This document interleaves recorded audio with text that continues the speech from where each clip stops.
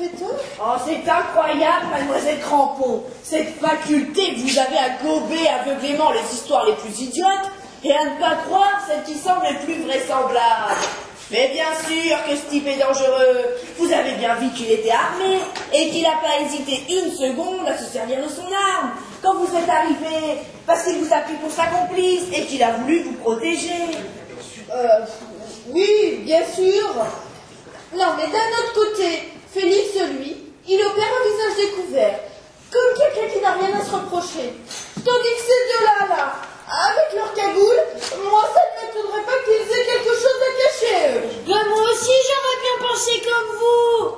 Mais jamais JEB n'aurait... Ben oui, JEB. Oui, enfin, Jean-Eudes Barnabé, quoi. Enfin, bref, jamais JEB n'aurait employé des valets aussi peu stylés. Est-ce que vous avez vu tout à l'heure comment ils m'ont parlé, alors que moi, je leur proposais juste mes services? Mange, Arsène. Il faut terminer le dessert que cette charmante jeune fille t'a apporté. Maman, j'ai plus très faim et puis j'ai l'estomac complètement noué. Écoutez votre mère, il faut vous forcer. Il est toujours comme ça, votre fils. Ah, mais c'est que c'est une nature fragile, hein. Tenez, pas plus tard que ce midi, mais vous auriez vu le temps qu'il a mis pour manger sa viande. Ah, mais ça, c'est rien de dire. Bon, c'est vrai qu'ils ont eu quelques démêlés physiques, tous les deux. Anaïs! Mais quoi? Ça fait 3 plombs qu'il le demande, son dessert. Puis maintenant qu'il l'a, il n'en veut plus. Mais c'est qu'il nous ferait des caprices, on dirait. Et voilà. Voilà, Arsène. Tu as vexé mademoiselle Anaïs. Mais tu ne peux donc pas être agréable de temps en temps avec les femmes et les remercier de leur gentillesse et je toujours râler. Comment veux-tu trouver une femme en te conduisant de la sorte, Arsène? Maman, s'il te plaît. Oh, voyez comme il est. 33 ans. Oui, 33 ans. Et toujours pas de femme. Et croyez-vous qu'il en cherche? Mais non, bien sûr. Il compte sur sa chère mère pour en trouver une. Si, mais je ne serai pas toujours là, Arsène, pour te tenir de chaperon. Je ne serai pas toujours là. Et que feras-tu quand je serai morte de chagrin, Arsène? Parce que c'est ce qui va arriver, Arsène, si tu continues. C'est donc cela, c'est ce que tu veux? Que je meure? Maman, on ne dit pas des choses comme ça. Oh, si ton pauvre père te voyait, il ne serait sûrement pas très fier de toi. Et c'est ta faute aussi. Avec son laxisme, son mutisme, cette façon dont il avait de me laisser tout faire à la maison sans jamais s'occuper de toi. Mais c'est toi, maman, qui empêchait papa de parler. À chaque fois qu'il disait quelque chose, tu le contredisais aussitôt. Faut pas s'étonner qu'il en ait eu marre. Et puis qu'il soit sorti un soir, chercher des cigarettes. Voilà maintenant 2 ans. Ah ben dis donc, ben à ce rythme-là, à mon avis, il a dû faire sa récolte de tabac lui-même, puis il a roulé une farine, c'est clopes, hein. Peux-tu bien te taire, Arsène? Peux-tu te taire? Comment peux-tu, à mon pauvre cœur de mère, Arsène, rappeler d'aussi pénibles souvenirs? Et avec quelle ingratitude tu oublies tous les sacrifices que j'ai fait pour t'aider. Oh, et regarde, faire de toi, oh, ce que tu es aujourd'hui. Ah ben ça c'est sûr, c'est beaucoup de boulot pour un drôle de résultat, hein. Égoïste, tiens, mon fils. Quand je pense que tu as quitté Paris, ça me fait rire, Arsène. Que j'ai des grandes inquiétudes. Je t'ai cherché partout, Arsène. Eh bien, heureusement, en fouillant dans ta chambre... Mais vous avez fini, Madame Pichon, d'agonir votre fils de méchanceté. Qu'est-il fait le pauvre Arsène pour mériter que vous le traitiez de la sorte? Cela fait peine une demi-heure que je vous connais, depuis que Félix est parti chercher les autres valises. Et vous venez lâcher pas la grappe à votre fils. C'est ceci, fais pas ça, mange ton dessert. Pourquoi t'es parti sans m'embrasser? Dis merci à maman. Oh, mais je ne vous connais pas, mademoiselle, et je ne vous permets pas d'intervenir dans notre vie privée. Enseignez à moi. Ta gueule, la pigeon. Oh, mademoiselle, j'exige des... Ta gueule, j'ai dit. Ta gueule. Ta gueule. Il me fout la paix, Arsène. Et tu me laisses vivre ta vie. Mais pourtant, il se barre de Paris pour être tranquille et s'échapper de ton emprise. Et toi, ton premier boulot, c'est de fouiller sa chambre pour trouver l'indice qui va te permettre de lui mettre le grappin dessus. Mais tu l'étouffes, Arsène. Tu l'infantilises, tu le ridiculises. Tu l'emmerdes. Eh bien, mademoiselle Crampon, que vous arrive-t-il? Et vous m'emmerdez tous d'ailleurs. J'en ai marre d'être prise pour une andouille. Ça fait 15 ans que ça dure et qu'on me fait croire que t'es une sornette. Et moi, pauvre pomme, j'avale tout ce qu'on me dit. Parce que je trouve les gens gentils et que je leur fais confiance. Mais qu'est-ce qu'elle est bête! Je comprends pas qu'on puisse être aussi bête. Enfin, Arsène, dis quelque chose. Dis-moi que je ne t'emmerde. Que je ne t'ennuie pas, comme elle dit celle-là, Arsène. Enfin, Arsène, tu sais bien que je ne veux que ton bonheur. Que tu te enfin très vite, Arsène. Et que nous vivions heureux tous les trois ensemble. Ah, parce qu'aussi, tu veux empoisonner la vie de ta belle-fille. Oh, les cagoulards, les marlets, je vous ai déjà dit. Si moi, j'avais la chance de mettre Pichon, de rencontrer un garçon comme le tien, je partirais avec lui très loin d'ici. Moi, tous ces gens, tous ces raconteurs de bobards, tous ces truands, qui vous remettent sans arrêt et font de vous d'éternelles victimes. Je partirais loin de toi, très très loin, sur une île déserte.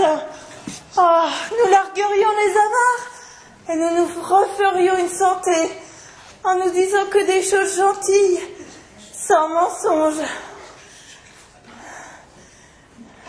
Parce que je suis sûre qu'il voudrait parler, Arsène, qu'il a plein de choses à dire. Personne ne l'écoute jamais, comme moi. Je n'irai plus jamais atterrir sur des plages pour nudistes. Je n'irai plus jamais harnacher comme un marin breton en pleine tempête à la pêche aux palourdes. Oh, je n'irai plus jamais récupérer des valises soi-disant précieuses tombées d'un voilier en perdition. Alors c'est vrai, Pauline, que le conte de Millefuite n'existe pas? Oui, mademoiselle Crampon. Et j'avoue que la plaisanterie était vraiment d'un goût douteux. Ah ben je me disais aussi, un mec qui a 3 prénoms, ça sentait l'embrouille. Mais c'était Monsieur Gilbert et Monsieur Claude qui me l'avaient dit. Pourtant, il y avait bien des valises, hein. 4. Précisément à l'endroit indiqué. Oh là là, attention! Voilà Gisèle qui émerge. Avis de violente tempête en cours. Elle est terrible. Elle a déjà essayé de nous gifler par 2 fois. J'ai peur. Oh, je voudrais bien voir quelque chose. Ah mais bougez pas, je m'en occupe.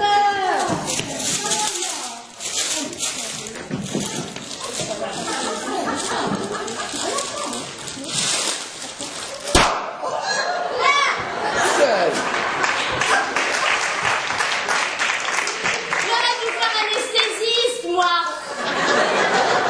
Bon, qu'est-ce qu'on disait déjà? Ah bah, vous trouvez pas que ces évanouissements en répétition vont lui tourner les esprits, non? Ah, mais bien sûr que si, mais ça pourra lui faire que du bien. Et je parlais des valises. La valise que j'ai rapportée. Que peut-elle contenir alors? Ah, je ne vois qu'une manière de le savoir. L'ouvrir? Non, non. Ne l'ouvrez pas, c'est dangereux. Nous sommes en présence d'un dangereux malfaiteur et mieux vous ignorer ce à quoi nous avons affaire. Vous avez vu le petit Félix comme il est ignoble? S'il revient et trouve sa valise ouverte, il va faire un carnage. Je veux pas savoir, je veux rien savoir, j'ai rien vu, j'ai rien entendu. Il a raison, mon fils. Laissez cette valise tranquille. Vous n'avez pas le droit d'exposer ainsi la vie de 2 pauvres Parisiens en vacances. Non, non, ne l'ouvrez pas, s'il vous plaît, ne l'ouvrez pas. Oh, m'en fous. Moi, faut que je le sache. Je ne peux pas rester dans l'incertitude plus longtemps. Allez-y, Pauline.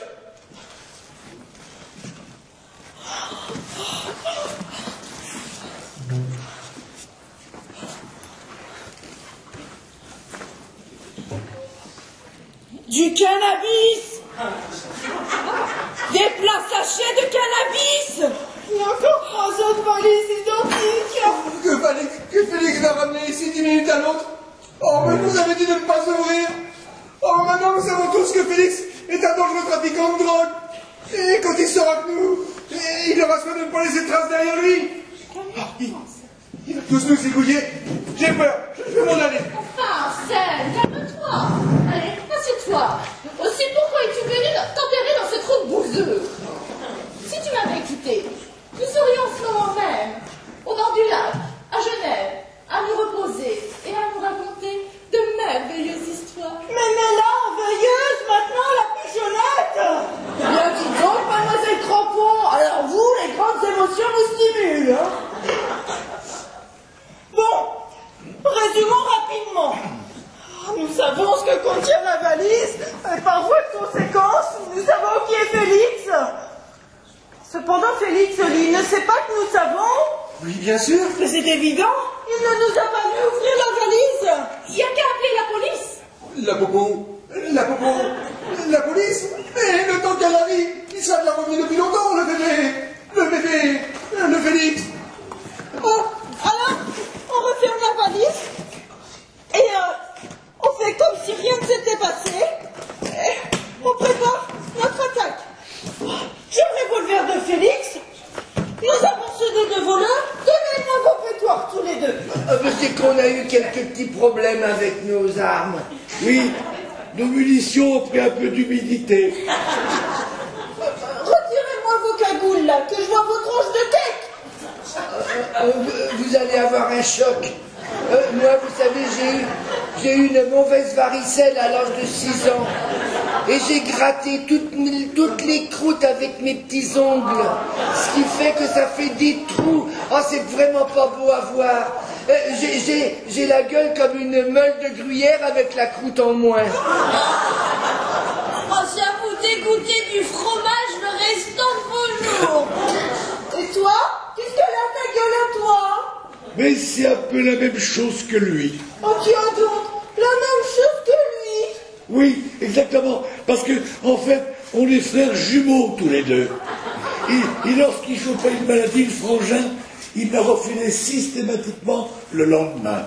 Alors, sauf que moi en plus, à 15 ans, j'ai fait de l'acné juvénile, avec des grosses pustules purulentes, toutes vertes, partout, qui ont laissé des bosses partout où il n'y avait pas de trous. Oh. Alors forcément, c'est tout vallonné là-dessous, tout vallonné. J'ose même pas me regarder dans une glace. Mon visage ressemble à un paysage lunaire. Tiens, là, par exemple, là, on pourrait presque reconnaître la mer de la tranquillité, où Armstrong a posé le pied pour la première fois. Oh, mais tu sais,